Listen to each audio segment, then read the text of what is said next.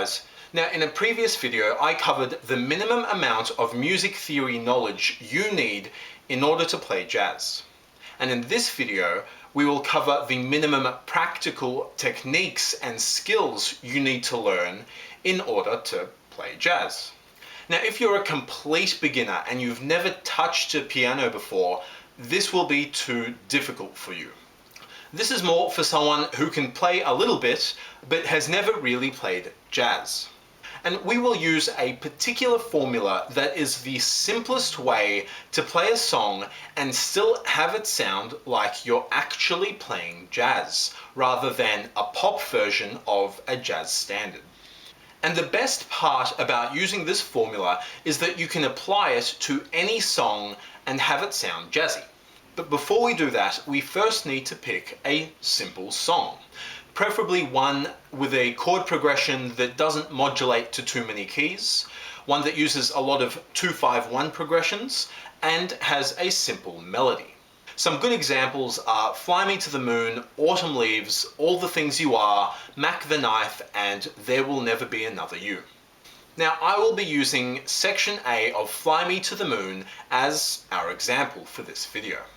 And hopefully with the theoretical knowledge that we learned in the previous video, you'll be able to analyze this song and see that most of the chords are derived from the key of C major.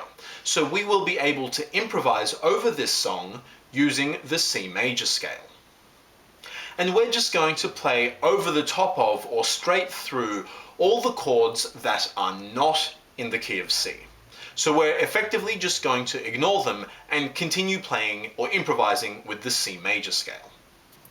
Now this might mean that you cause a little bit of dissonance every now and then because you're playing a scale that doesn't quite fit over the chord, but that's okay. This is jazz. You're allowed to create a little bit of dissonance. And that dissonance will quickly resolve when we play a chord that's again in the key of C major. Now every time you learn a new song, you have to do three things. Figure out what key the song is in, learn the melody, and then learn the chords. And again, with the theoretical knowledge that we covered in the previous video, you should hopefully be able to do those three things. But that's not enough. When playing jazz, to get a nice, full and balanced sound, we really want to include a bottom part, the bass line, a middle part, the harmony, and a top part, the melody or your improvisation. Now, as a relative beginner, the best and easiest way to do this is by combining a walking bass line in your left hand that covers the bass line at the bottom, guide tones, which are the third and the seventh of each chord, with the bottom fingers on your right hand, which covers the harmony in the middle, and the melody with the top few fingers of your right hand, which covers the melody at the top. Now, we want to be able to combine all of these things together into one seamless performance. But in order to do that, we will have to practice each of these techniques separately. Now, here's how I would suggest you begin learning a song. First, learn the seventh chords in your left hand, all in root position to begin with.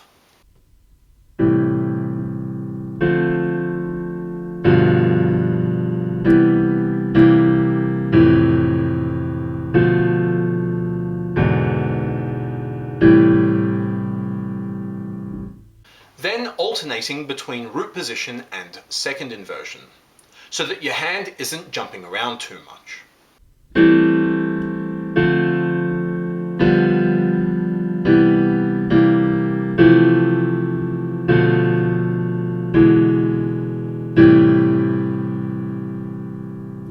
Then learn the same thing with your right hand.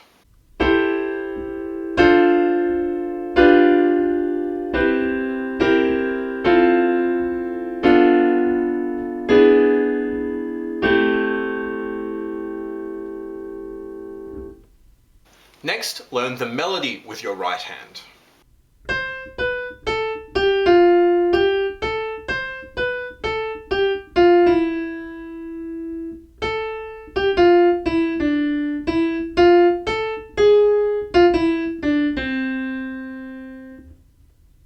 So we now know the chords and the melody, so we can combine them.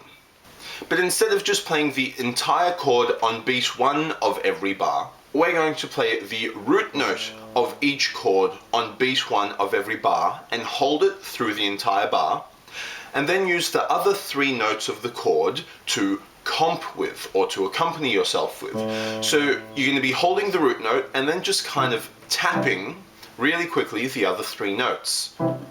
Almost staccato, but not too aggressively. And then we're going to play the melody on top.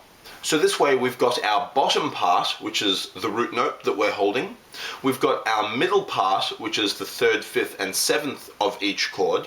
And then we've got our top part, which is the melody.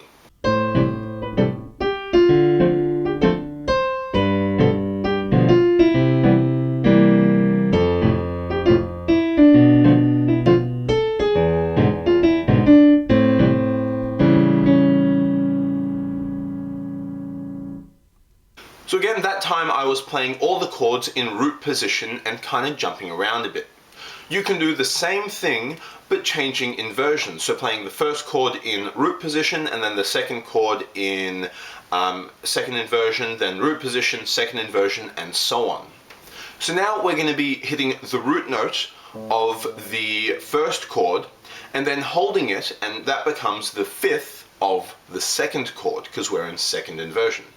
So it still works fine, but our bottom part now, instead of just being root notes, alternates between being a root and a 5th.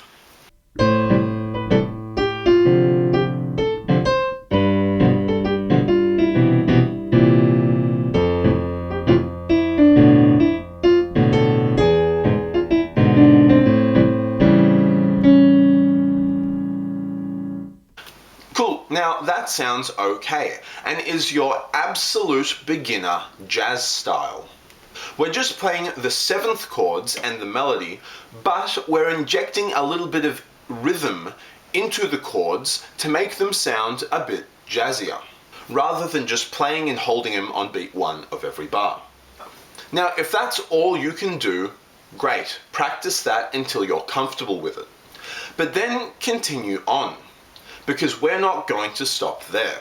So if you can't yet do what I'm about to show you, no problem, that's okay. Just treat this next step like a kind of roadmap to where you want to go. This is your kind of end goal. You're aiming towards being able to play this next part.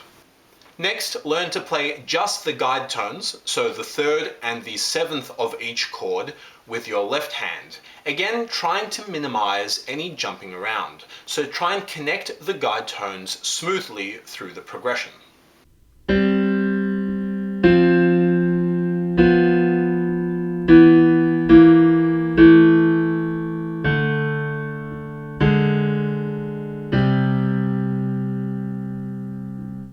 Then do the same with your right hand.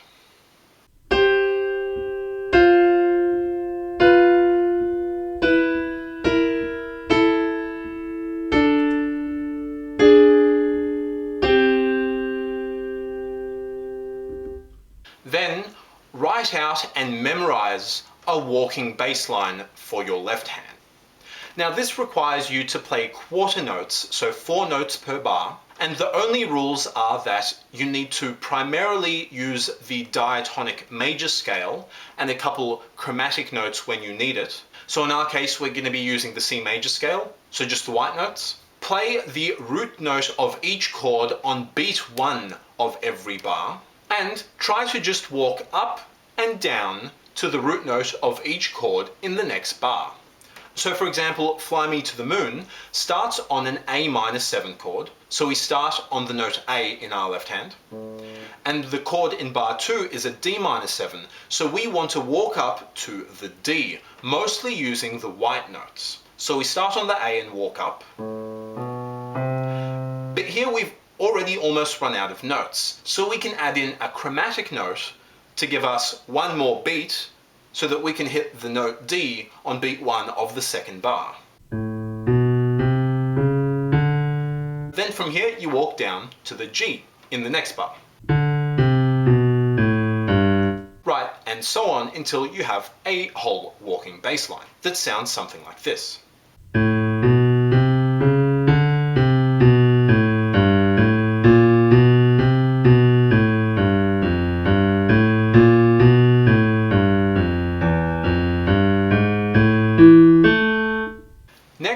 learn to combine the walking bass line in your left hand with the melody in your right hand. Now this may take a little bit of time to master, as you do need to develop your hand independence.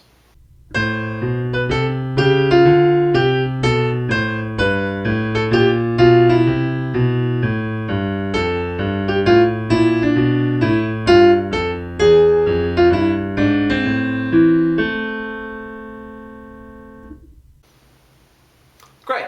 Next, combine the walking bass line in your left hand with the chords in your right hand.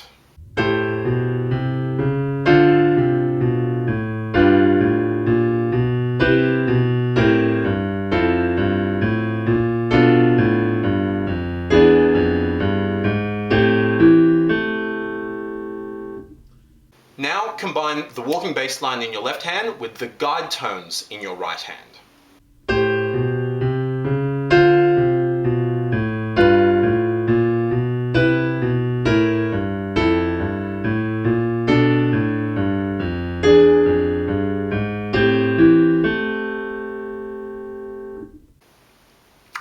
Next, just with your right hand, so not with your left, learn to combine the melody and the guide tones. Now you can play the guide tones in between the melody,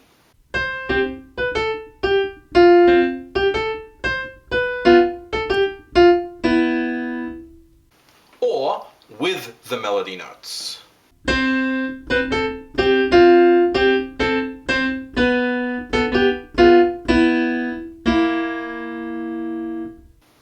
Or ideally, some combination of both.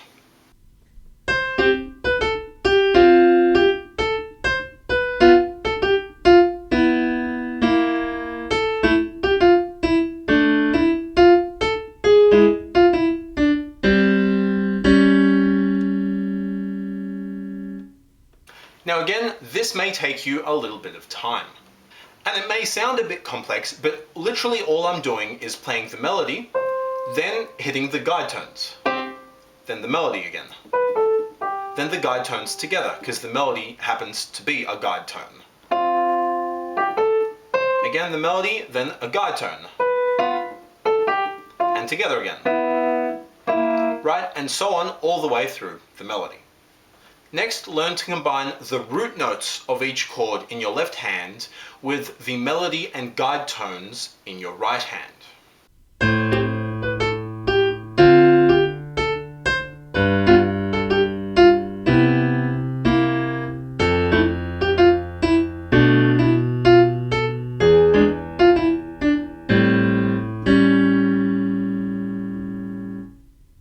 Right, so that's beginning to sound like an actual performance, but it still doesn't quite sound all that jazzy, and that's because we're missing the walking bass line.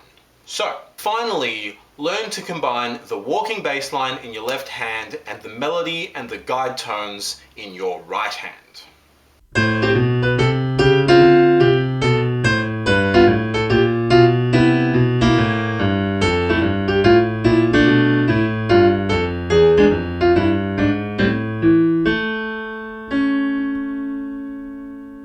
Right, now again, there's a lot going on there, and at first it's going to be a little bit difficult, because you really have to build up your hand independence. But in my mind, this is really the minimum viable product for jazz piano. Anything less than this, and it doesn't really sound jazzy. It can still sound interesting and great, but it's not really going to sound like a true jazz song, at least in my mind. But again, the trick is to practice all of those techniques separately and slowly until you've mastered it, and then start combining. So you can apply this formula to literally every single jazz song you encounter. Now, this isn't going to be the most creative jazz performance in the world, but it's a really good way to start playing what is unmistakably a jazz song. But of course, we haven't finished yet. The most important part of jazz is improvisation. And this is why we've picked a simple song that's largely in a single key. This whole song is more or less in the key of C major, or A natural minor, but you don't have to worry about that. So we can just use the C major scale, so all the white notes on the piano, to improvise over this song. So when improvising, we're going to play a short phrase of only a few notes, then pause, then play another short phrase, and then pause, and so on. We're going to primarily use the diatonic major scale, so C major, all the white notes on the piano. We are allowed to add little chromatic passing notes every now and then if we want. We want to use a lot of repetition. Repetition is important, both because it sounds good and because it's easy. Just do the same thing you just did. While improvising, we're going to try and combine scale runs or steps with some skips or arpeggios.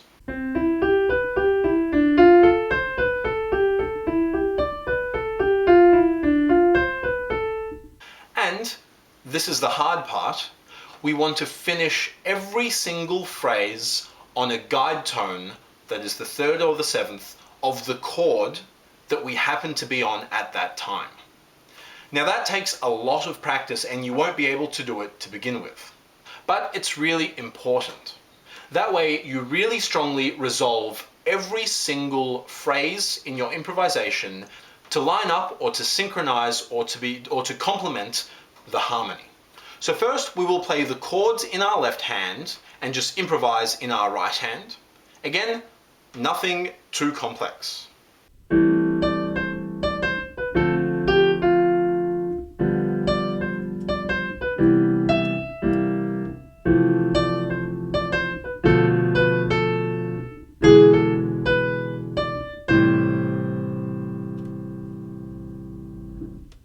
Right, so again, I was just playing the chords in my left hand, improvising with short phrases and pausing in my right hand. It was mostly just using the white notes. There may have been a couple little chromatic passing notes in there.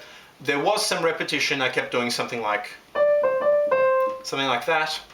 I was combining a few scale runs with a few arpeggios, and I was trying to finish every phrase on a guide tone, on the third or the seventh of the chord I was playing.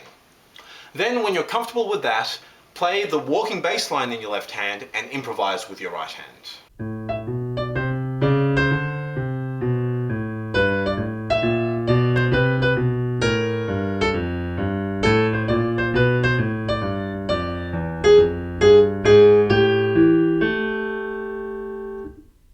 Right, so I was doing all the same things in my right hand, but now over a walking bass line instead of the chords. Next, just with your right hand, improvise, but occasionally hit the guide tones with your bottom fingers, just to add a little bit of harmony to the song. And it helps if your bottom fingers are already over the guide tones, and so you're left to improvise with your top few fingers. Very similar to what we did with the melody.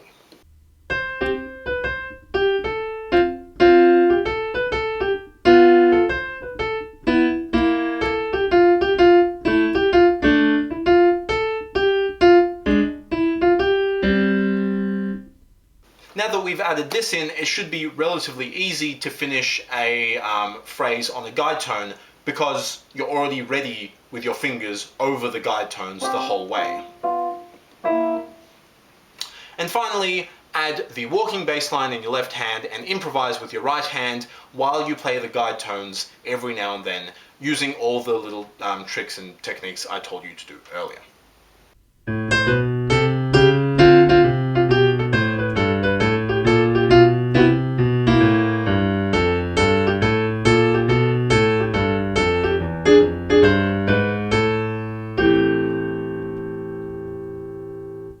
Right, so there was just a really simple little phrase at the end there that just kept repeating. Something like that. So again, repetition, important. Great, and that's it. So now all you have to do is play the melody with the chords and the walking bass line, get to the end, repeat, then improvise with the chords and the walking bass line, and you have yourself a jazz song. So again, this performance isn't going to win any awards, but it's a good, solid way to learn to play something that sounds great and is quite clearly jazzy. And it really forces you to reinforce some really important jazz concepts and techniques, such as guide tones and walking bass lines. without which the genre wouldn't exist. So that's quite a lot to do and to take in as a beginner. If you're just starting out, doing all of this will take you a few months. And that's okay. As long as you break it down and practice each individual technique by itself, you'll do great. Just play each technique separately, slowly, hand separately, with a metronome until you've mastered it and memorized it. And only then start combining the techniques into your jazz performance. Cool, and that's it. Hope that helped, and yeah, thanks for watching. See ya.